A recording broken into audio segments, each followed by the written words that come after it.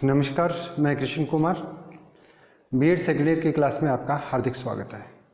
आज हम एक नए विषय के रूप में ज्ञान की अवधारणा पर चर्चा करते हैं।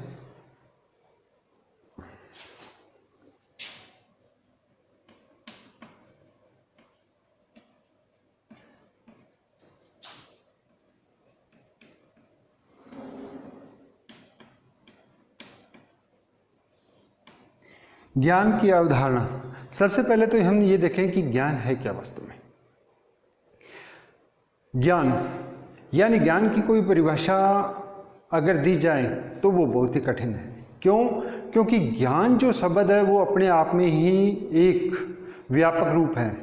जैसे अगर देखा जाए कि समुद्र का पानी कितना है कोई अंदाज़ा नहीं है, कितनी समुद्र की गहराई है उसको नापना निश्चित नहीं है। इसी तरीके से ज्ञान की जो परिभाषा देना है वो क्या है, एक व्यापक कठिन है। क्यों? क्योंकि ज्ञान जो है वो हमारे इंद्रियों के माध्यम से हमें प्राप्त होता है। इंद्रियों के माध्यम से प्राप्त होता है तो जैसे क्या है, किसी भी पदार्थ के साथ हमारा अगर संबंध होता है तो क्या है, उससे हमारी जो चेतना है वो जागृत होती है, और जागृत होगी तो उसका जो अस्तित्व है और विशेष गुण है वो हमें क्या है, प्राप्त होते हैं। अब अगर देखा जाए तो अगर छोटे शब्दों में हम अगर ज्ञान की परिभाषा देनी चाहें या ज्ञान का अर्थ जो है समझना चाहें तो उसके लिए हमें क्या करना पड़ेगा, सिंपल भाषा में यानी साधारण भाषा में हम कह सकते हैं कि ज्ञान का जो संबंध है या ज्ञान हमें प्राप्त होता है वो इंद्रियों के माध्यम से प्राप्त होता है। यानी ज्ञान इंद्रियों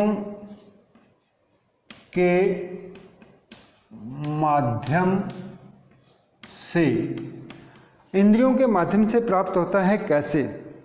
अगर किसी चीज़ को हम अगर छूना चाहें या किसी चीज़ को हम देखना चाहें तो या फिर किसी चीज़ की सुगंध लेना चाहें तो हमारा क्या है, डायरेक्ट प्रभाव उस वस्तु के साथ किससे होगा कि इंद्रियों के माध्यम से। हाथ सूंघने का काम नहीं करेगा। क्यों? क्योंकि हाथ के द्वारा हम किसी वस्तु को छू सकते हैं। अब इसी तरीके से अगर सुगंध लेनी है तो हमें क्या है, नाक के द्वारा उस चीज़ को क्या है, सुगंध प्राप्त करनी पड़ेगी। अब देखो ज्ञान कहाँ से प्राप्त हो रहा है, यानी इसकी सुगंध कैसे है। उस सुगंध को प्राप्त करने के लिए हमें क्या, इंद्रियों का सहारा लेना पड़ा, और इंद्रियों का सहारा लेना पड़ा तो क्या है, पदार्थ के संबंध से हमें क्या है, चेतना, हमारी जो चेतना है वो जागृत हुई। अब वो चेतना अगर जागृत हुई है तो हम क्या है, उसके अस्तित्व और विशेष गुणों को अपने मन के अंदर या अपने दिमाग के अंदर उसको महसूस करेंगे या उसका स्पर्श करने की कोशिश करेंगे कि वो वास्तव में क्या है। अब देखो इंद्रियों के माध्यम से किसके साथ, इंद्रियों के माध्यम से क्या हुआ, पदार्थ। इंद्रियों के माध्यम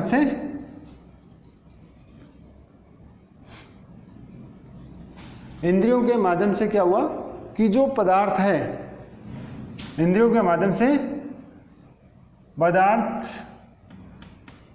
से संबंध, और इस संबंध से हमारी क्या हुई, दो चीजें अगर देखा जाए तो संबंध से हमारी क्या है, चेतना जागृत होगी,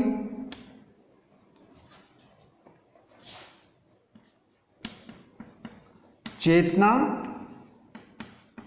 जागृत, और चेतना अगर जागृत हुई है तो दो चीजें हमारे सामने आ जाएगी। क्या? एक तो अस्तित्व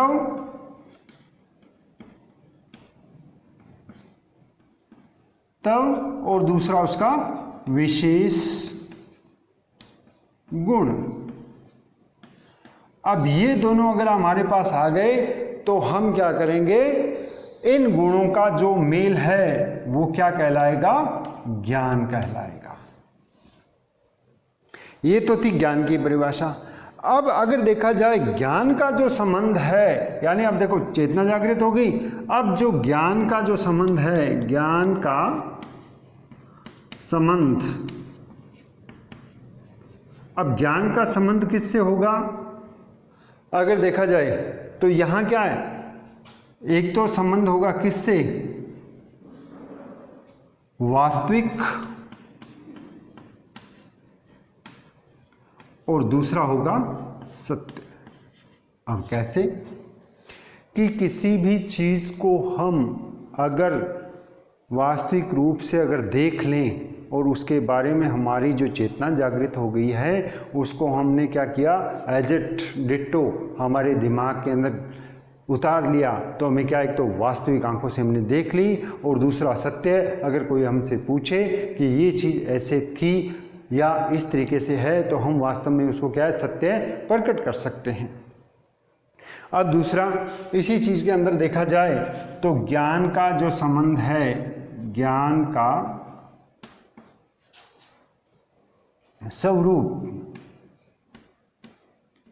अब ज्ञान का स्वरूप भी हम क्या करेंगे, दो तरीकों में हमारे पास आता है। एक तो होता है मानसिक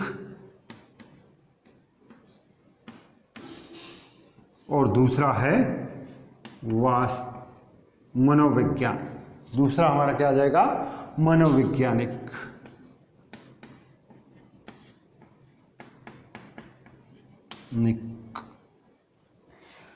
अब ज्ञान का स्वरूप दो तरीकों से आ रहा है, कौन सा, एक तो मानसिक और दूसरा मनोवैज्ञानिक तरीके। अब मानसिक तरीके से ये होगा कि हम किसी चीज को हम देख लिया, अब देखने के लिए हमें क्या करना पड़ेगा, उस पदार्थ तक हमारा क्या है, संबंध होना जरूरी है। और दूसरा मनोवैज्ञानिक तरीके से हम कह सकते हैं कि जब तक हमारे दिमाग में वो चीज़ नहीं आएगी तब तक हम उसको सत्य और असत्य से हम अनभिज्ञ रहेंगे, यानी हमें मालूम नहीं होगा भी सत्य क्या चीज़ है और असत्य क्या चीज़ है।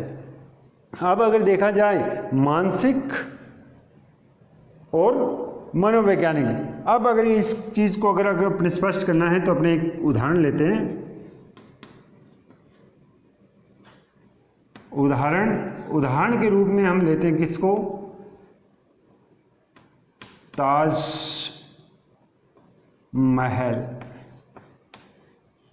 अब ताजमहल को लिया, सबसे पहले क्या करेंगे कि ज्ञान का स्वरूप अगर हमें जगाना है तो इंद्रियों के माध्यम से, यानी हमने पढ़ना, लिखना, बोलना या उसके बारे में जानने की इच्छा होना।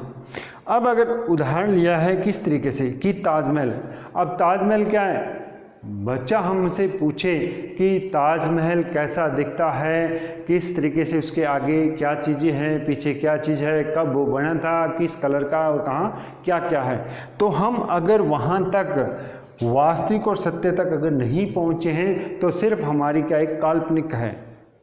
क्यों?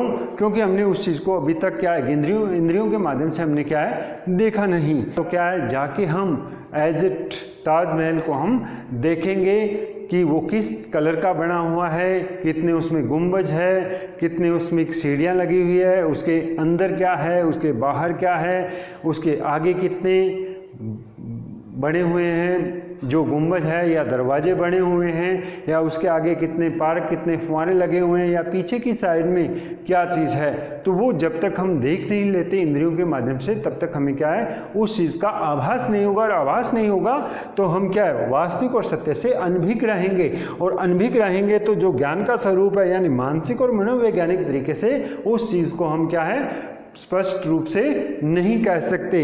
इसके लिए हमने क्या है ताजमहल अगर ताजमहल को अगर हमने बताना है तो हम क्या करेंगे, आगरा जाएंगे, और आगरा जाने के बाद हमने उस ताजमहल को अगर देख लिया अपनी आंखों से और वास्तविक उसका क्या है और सत्य हमें अगर मिल गया तो हम अस्तित्व और विशेष गुणों में आ जाएंगे, तो हमें क्या हो जाएगा ज्ञान प्राप्त होगा। और ज्ञान प्राप्त होने के लिए ज्ञान का जो स्वरूप है वो है मानसिक और मनोवैज्ञानिक तरीके से। मानसिक यानी हम अगर मानसिक रूप से अगर सही है तो हमारे दिमाग में क्या एज इट उसका जो डिट्टो है वो हमारे अंदर आ जाएगा, और हम उस चीज़ को क्या है सत्य और वास्तविक उस चीज़ को बता सकते हैं। और मनोवैज्ञानिक तरीके से हम क्या है जो बच्चे हमारे हैं जो हमारे पास पढ़ने आ रहे हैं हम उनको क्या है बता सकते हैं मनोवैज्ञानिक तरीके से कि जी इस तरीके से ये चीज़ें है। अगर ये क्या थी कि ज्ञान की अवधारणा हमारा आज का टॉपिक था। और उसी के अंदर हमने क्या ज्ञान की परिभाषा, ज्ञान का जो अर्थ है उसके बारे में चर्चा की। फिर जो ज्ञान कैसे जागृत होता है वो चेतना के माध्यम से जागृत होगा और अस्तित्व और विशेष गुणों से हमारा क्या जो ज्ञान हमें प्राप्त होगा। और ज्ञान का जो संबंध है वो वास्तविक और सत्य से है। क्यों? क्योंकि जब तक हम उस चीज़ को देख ना ले या उस चीज़ को वास्तविक में अनुभव ना कर लें तो हमें क्या ज्ञान प्राप्त नहीं होगा। क्यों? क्योंकि उसका क्या है संबंध जो है वास्तविक और सत्य से है। उसके बाद ज्ञान का जो स्वरूप है वो मानसिक और मनोवैज्ञानिक तरीके से है। और मानसिक और मनोवैज्ञानिक तरीके से है तो उसके लिए हमें उस चीज़ तक पहुंचना पड़ेगा जिस चीज़ को हम एक्सप्लेन कर रहे हैं या हम उसको बता रहे हैं। क्यों? अगर खुद को हमें पता ही नहीं है कि ये चीज़ इस तरीके की है तो हम क्या करेंगे, उस चीज़ के बारे में ज्ञान दे ही नहीं सकते। क्लास आपको अच्छी लगी तो लाइक कीजिए, सब्सक्राइब कीजिए। जय हिंद, धन्यवाद। नेक्स्ट क्लास में हम इसके बारे में आगे चर्चा करेंगे।